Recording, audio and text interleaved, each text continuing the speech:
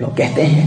نماز میں سکون نہیں ملتا، ہم نے بڑا ذکر کیا، بڑا اللہ کو یاد کیا، نہ زندگی میں سکون، نہ عبادت میں سکون، نہ اللہ کی یاد میں سکون ملتا ہے۔ ایک مدت سے محافل میں جا رہے ہیں، میرے آقا صلی اللہ علیہ وآلہ وسلم نے ارشاد فرمایا، مسند امام احمد بن حنبل کی روایت ہے، رسالت مآب صلی اللہ علیہ وآلہ وسلم کا بڑا ہی پیارا ارشاد ہے۔ میرے آقا ارشاد فرماتے ہیں وہ لوگ جو کہتے ہیں نا عبادت میں ہمیں سکون نہیں ملتا، ہمیں تقوی میں سکون نہیں ملتا، ہمیں پرہیزگاری میں سکون نہیں ملتا، یہ عبادت میں بوریت محسوس ہوتی ہے، ہمیں موویز دیکھنے میں سکون ملتا ہے، ہمیں فلمز دیکھنے میں سکون ملتا ہے، جو سکون سنیما میں ملتا ہے وہ ہمیں نماز میں کیوں نہیں ملتا، جو سکون گناہ میں ملتا ہے وہ ہمیں نماز میں کیوں نہیں ملتا۔ اچھا پھر وہی شخص کہتا ہے میں بڑا پرہیزگار بھی ہوں، بڑا نیکوکار بھی ہوں، وہ یہ بھول جاتا ہے کہ سکون اللہ نے ان عبادات میں رکھا ہے۔ جس طرح ایک بیمار شخص اس کو لذیذ اور اس کا پسندیدہ کھانا آپ دیں تو چونکہ وہ بیمار ہے، اس کا معدہ خراب ہے، اسے اس کھانے سے سکون نہیں ملے گا، خوشی نہیں ملے گی، لذت نہیں حاصل ہوگی۔ اب وہ کہے اس کھانے میں لذت نہیں ہے، نہ، کھانا وہی ہے، کھانے میں لذت ہے لیکن تو بیمار ہے۔ اسی طرح نماز میں سکون ہے، عبادت میں سکون ہے، لیکن ہمارا دل بیمار ہے، اس لیے ہمیں سکون نہیں ملتا۔ تو اگر اس افضل الذکر کے مراتب پر فائز ہونا چاہتے ہیں، اگر چاہتے ہیں کہ حقیقی ذکر مل جائے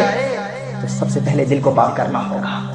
دل کو پاک کیسے کیا جائے گا اس کا پریکٹیکل میتھڈ ابھی آپ کو انشاءاللہ تعالی میں بتاتا ہوں، تاکہ اس سے قبل یہ بات تو واضح ہو جائے کہ ان عبادتوں میں سکون ہے، لیکن ذکر کی محفل میں آنے والوں، اللہ کو یاد کرنے والوں، اور پوری دنیا میں جو لوگ مجھے اس وقت سن رہے ہیں ان سے بھی یہی عرض کروں گا، جب بھی ذکر کی محفل میں جاؤ سب سے پہلے یہ ارادہ کر لو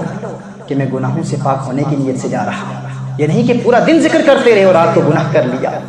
ذکر کی لذت سے انسان پھر حقیقتاً محظوظ نہیں ہو پاتا۔ اور اگر آپ چاہتے ہیں کہ عبادتوں میں لذت ملے، عبادت میں سکون ملے، میرے آقا صلی اللہ علیہ وآلہ وسلم ارشاد فرماتے ہیں،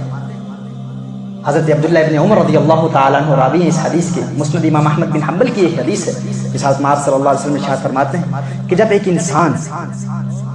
کسی حسین چہرے کو دیکھتا ہے اور غیر ارادی طور پر انسان کی نگاہ کسی کے حسن کو دیکھتی ہے،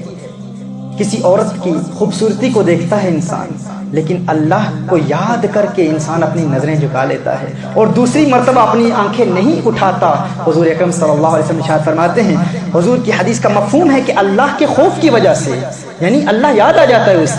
اسے اللہ یاد آ جاتا ہے، اور اللہ کی یاد کی وجہ سے دوسری مرتبہ اس حسن کو نہیں دیکھتا۔ حضور ارشاد فرماتے ہیں اللہ عز و جل ایسے شخص کی عبادت میں لذت پیدا کر دیتا ہے، مٹھاس پیدا کر دیتا ہے۔